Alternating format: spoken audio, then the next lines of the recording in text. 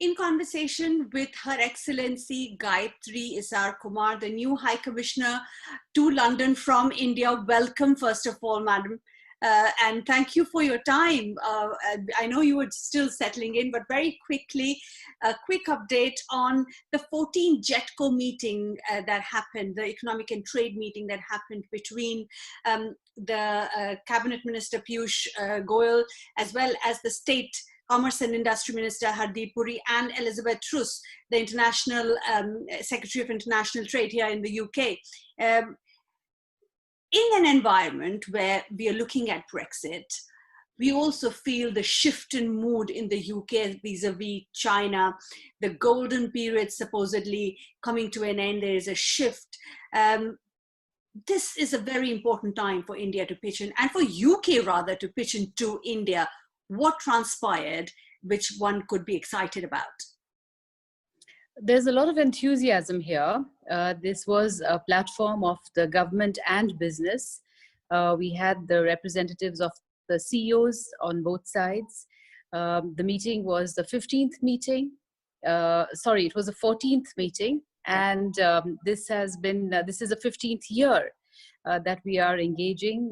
So we've been talking about trade and enhancing trade.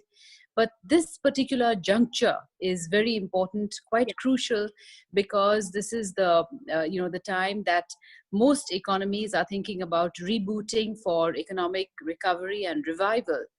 And in this context, a UK that would be post-Brexit, that would be independent and devising its own independent trade policy and forging new agreements across the world, is a UK that is looking at India with a lot of interest, and at a time when India is welcoming investments and as the Commerce Minister had said, the design in UK, make in India and export to the world model.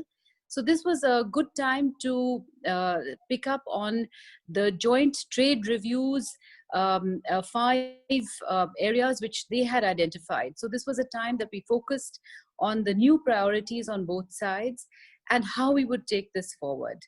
Interestingly, our objectives converge so beautifully because we seem to have synergies in the right areas. We seem to complement each other in our in terms of our capacities, and we think that this is a good time to focus for on the areas which are most promising, so that we can have a possible early harvest trade agreement as soon as possible.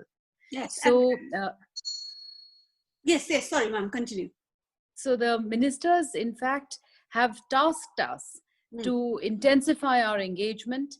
They have tasked the working groups to meet very regularly, and so regularly that their ministers of state should be able to monitor them every month and monitor and see progress every month.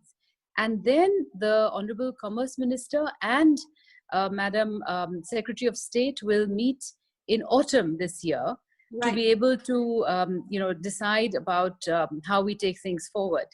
Yes, I think what everybody has been talking about over a period of time during these meetings is a free trade agreement.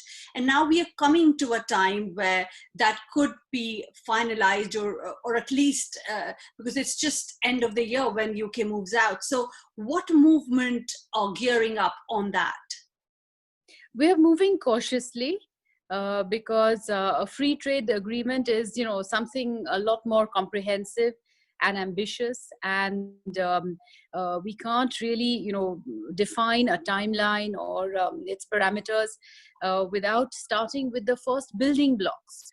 So, at the first, it'll be a staged kind of a progress. And we thought, the best way to go forward would be to focus on these 5 areas, which are the obvious areas: healthcare, life sciences, ICT, services, chemicals, food and drink.